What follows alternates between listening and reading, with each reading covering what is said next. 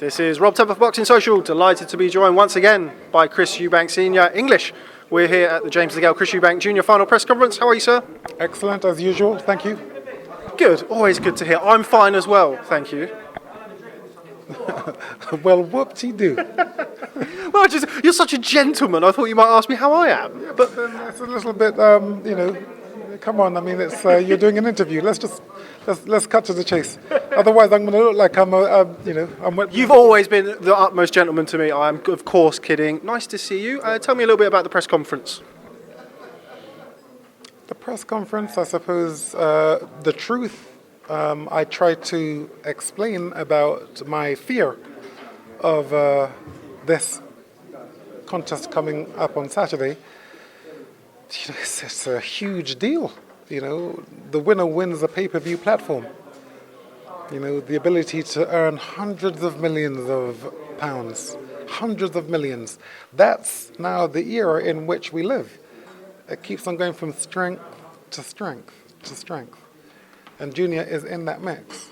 And so it's the same for James, it's 50-50. If he wins that pay-per-view platform, it's wow. All your financial woes could be over. You still have to know how to manage your money. Money is a law. And if you don't respect the law of money, then you will not keep it. This is, again, the experience or the wisdom of someone who had to learn the hard way. Okay, so what do? I serve. I give back the information that I've garnered over the years. Please. Just want to touch upon a few things you said in the press conference, one of which was the fact that you weren't entirely convinced as to the outcome of this fight. Surprised me a little bit because you're somebody who has put yourself out there in numerous instances in the past. What changed?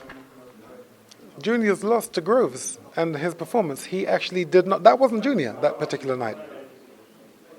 I've never seen a performance as poor in terms of what he actually can do, his boxing ability, his ability to go side to side and come in, his ability to use his feet. He didn't turn up. And so if he didn't turn up for that one, which would have been a game changer for his life, then this one he may not turn up for. Meaning that, if he doesn't perform, he'll get beat. James DeGale is switched on. His spirit is engaged into this one. He may have been a little backwards and coming forwards on these last performances, but he won't be on this one. And even if he is, we cannot afford to think that way. So we haven't been. So this is the trepidation that you see. Just want to talk about George Groves, somebody who we spoke about for quite an extended period of time when I came down to see you in Brighton. Rumours that he's been taken off the broadcast for this, as per request of one of the teams, apparently. Do you know anything about that? No, I heard it for the first time today, and it must be James DeGale's mother. It must be, because she is the manager. She controls everything. This is what I've been led to believe over the years. Okay, so maybe I shouldn't talk because I'm not sure of all the facts or that I haven't verified the story. But the point of fact is, that's the talk. What I've heard from very important people in terms of standing in the promotional business of boxing. So it must have been Mummy. So it's not come from you or your camp? No. I mean, no way. It would have to come through me. I would have to be that person. And I admire George. And I admire him. I do. Yeah. Do the public know that I do? They do. Okay, right, yes. I admire him. He has the behavior of a mensch. That is a standard bearer. That is a warrior. That is a knight. That is a guy who is being an example to other fighters and other people. His behavior is exemplary. A lot of the talk coming into this fight has been about the training situation. First and foremost, are you going to be in the corner on fight night? On that, I can't say right now. Let me just go back to George and point this out. Also, I've never actually, I can't remember another fighter who is so cool. Okay, I can remember in particular fights, he seemed like he wanted to get the edge. But in terms of his behavior outside the ring, I've never met someone or seen someone who's actually so, okay, I want to say cool. I don't want to say laid back, because he is laid back, but it's cool, especially when you have that type of interest. When people are so interested in you, so laid back, so cool. Back to the question of fight night in the corner. So could you just go into that for me? You said it's not sure yet. I didn't say I wasn't sure. What did you say? I actually said what was commensurate to no comment. Why is that? Well, if I was to tell you that, then I'd be commenting. I've got to try and get it out of you somewhere. Yeah, well, I mean, that's not going to happen. This is like the Rock of Ages.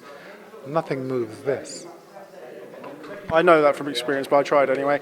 In the past, I mean, this is something, again, that we spoke about in Brighton, but not to this degree. You've made comments about Junior. You've likened him to Floyd Mayweather. Yes. You've said that he would defeat Gennady Golovkin. Yes. Now you've seen him come up short against George Groves. Yes. Do you regret making those statements? Regret? No, and I'll tell you for why. Because I have to speak truthfully, or I am the character to speak truthfully for what I feel at the time. Junior, when I made that comment, his trajectory for me was going to be sky high. He has fallen short of that now. Now I don't believe that.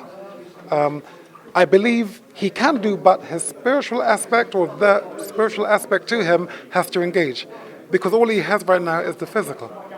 So, am I embarrassed by what I said? Yes, okay, I can say that I'm embarrassed, but that's me believing in my son for what I saw at that time. Okay, and for now I'm saying, well, no, now I'm not, I don't know. I don't even know what's going to happen with this James DeGale. Who is not, by the critics' account, one of the best fighters in the world. There are a lot of people criticizing his ability, saying that he is sliding, or he's in the twilight of his career.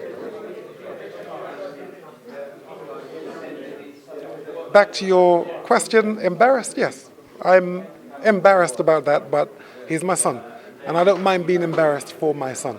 I will fight for my son. I will do everything I can for my son. He's my son. Will I be biased? I try not to be, because I have to be fair. I have to be balanced, but he's my son. And I believed it when I said it at the time. Do you believe that may have put undue pressure on him? Yes. But that's what's made him a multimillionaire in the process. You have to be promoted. You have to have someone shouting your name across the planet. So I'm doing effectively what the great Don King did. He shouted your name across the planet and everybody took an interest, which made fighters multi-millionaires. Okay, and does it work? Yes, it does. How do I know? I did it for him. I think something that has gone under the radar is the fact that Junior has signed a multi-fight deal with Al Haymon and PBC. Multi-million-pound deal. Multi-million-pound deal. A multi-million-pound deal with Al Haymon. Just talk to me a little bit about that. A multi-million-pound deal indeed. And the promoter, who I believe to be the one I would trust, having been around mostly all of them, especially obviously in this country. Al told me a story. He told me that his brother was a boxer, and that he saw the way in which his brother was treated by the promoters and the managers of that day. It must have been maybe in the 1970s. So how he sounded to me, he sounded like he understood the empathy of a fighter. It sounded like he felt my pain. So it felt to me like, yes, this is the man I'd like my son to be with, or my fighter to be with. And I did that deal. And I believe that he will be better than the ones I've been with for this reason. He said, when you sign a contract with me, I'm working with you. I'm not working against you in the contract, which is exactly what tends to happen in these contracts, that the promoter or manager, they are working for themselves and the fighter, but they don't protect the fighter. Al Heyman protects his fighters, is what I see. Okay? And I'd rather sign with someone who says, I feel your pain, rather than someone who criticizes me. All these guys are criticizing me for me trying to protect my son, or for me using my experience to actually guide my son. You're criticizing me? What, you want me to be quiet? No, I will not be quiet. What I'm going to do is actually point out to you fighters, you guys who are making your promotional company important, get equity in the company. The manager, the promoter has a company. Get equity. If you're good, then the broadcasters want you, not the promoter. Do not delegate your business to the promoters. Know your business, know your money. Okay? In years to come, if you are in a position of regret and you should meet one of these promoters and you say, well, why did you do that to me? They'll say, listen, it's nothing personal. It's just business. You don't want to put yourself in that position, especially when you're hearing the advice. Do not delegate your business transactions to anyone. You have to learn it. You have to use your brains, just like becoming a good fighter. You're not going to become a good fighter if you don't use your brains. And if you want the real kicker, the one which really puts you in a super position, the God in heaven. Jesus Christ works. Okay? It's real. The power is real. How do I know? I've got 19 World Championship wins. What are you going to tell me? I have a dual distinction position in the law enforcement agency of America. What are you going to tell me? Is it luck? Or am I working with the power of God? It works, and that's my testimony. And if you say, well, I'm crazy, well, in actual fact, if you're an atheist, wouldn't you like to be as crazy as this, having what I've been able to achieve? And how did I do it? I didn't. Only by the grace of God. Would you be open to taking on more fighters and managing the careers of other fighters, not just your son? I am doing for Al Heyman. You come to me, I'm going to bring you to a man who will protect you. I'm going to bring you to a man who will pay you more money. You'll be working with a man who is not working against you in the contract. That's what I do. I serve. Just final word. I've asked you about predictions, even in this, and certainly last week. I appreciate that you're firmly of the belief that Chris Eubank Jr. will be the one who ultimately decides his fate, and you don't wish to speculate on that on that end.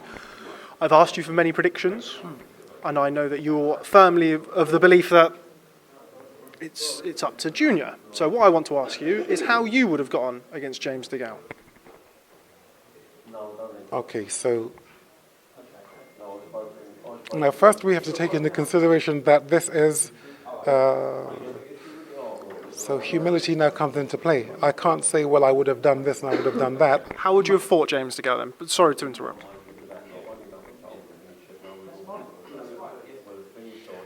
If you watch the fight between GGG versus Canelo, that's how I would have fought him. In that you don't move back. You do not move back. You have to stand your ground, and when you stand your ground and you have that pendulum movement and you throw your shots when they're in close, not to say that he will be in close, because he'll not be coming like GGG. He's going to be fighting like Pernell Whitaker. He's going to be using that right-hand jab and moving back. So Junior is going to have to stay on him. And Junior has to have that motion, that pendulum motion, coming forward at the same time. And when he is with him, he's got to use speed, as in speed of shots. So 3, 4, 5 punch combinations. In boxing, you can think of it like this. If you throw 50 punches in a round and I throw 51, I'm the winner of the round. So that's basic arithmetic. Arithmetic. Isn't it a beautiful word? When last did you hear that word? It's a good question. Right? Because it's not used. Arithmetic. Enhance your vocabulary. It's good. It's interesting. Language is a beautiful thing, and words are they're deep and profound. Learn these words. So, arithmetic sounds like Africa. Africa sounds like, oh no, chivalry, chivalrous, gallant, gallantry, knight, great, obedience to, yes, your parents. Fifth commandment, be obedient to your parents. Effectively, that's what it spells out. Honor your father and your mother, okay? Study words. Enhance your vocabulary so that you can reach a wider audience in whatever your field. And always serve. This badge here is about serving the people. It's not about, oh, I'm a powerful guy. No, I serve the people. I de-escalate situations. I make friends. We love. We protect the community at large. Come again. Just finally, it's customary for me to ask you for a poem every time we finish an interview. A poem? I would love a poem. Okay, so that's put me on the spot because I'm not here to recite poetry today. I've put you on the spot many times and you're yet to disappoint me. So the subject matter, so the critic comes to mind.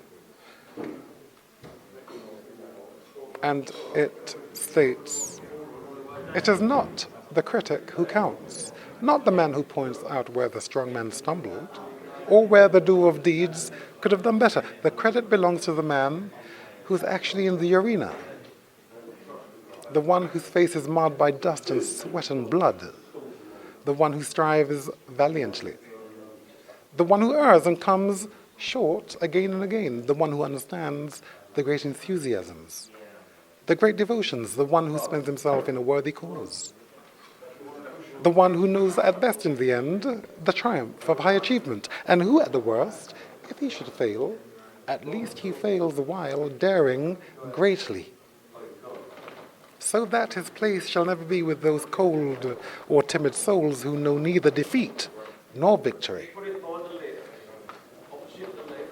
Chris Eubank Sr, English, always a pleasure catching up with you. Thanks very much for speaking to Boxing Social. I'll see you soon.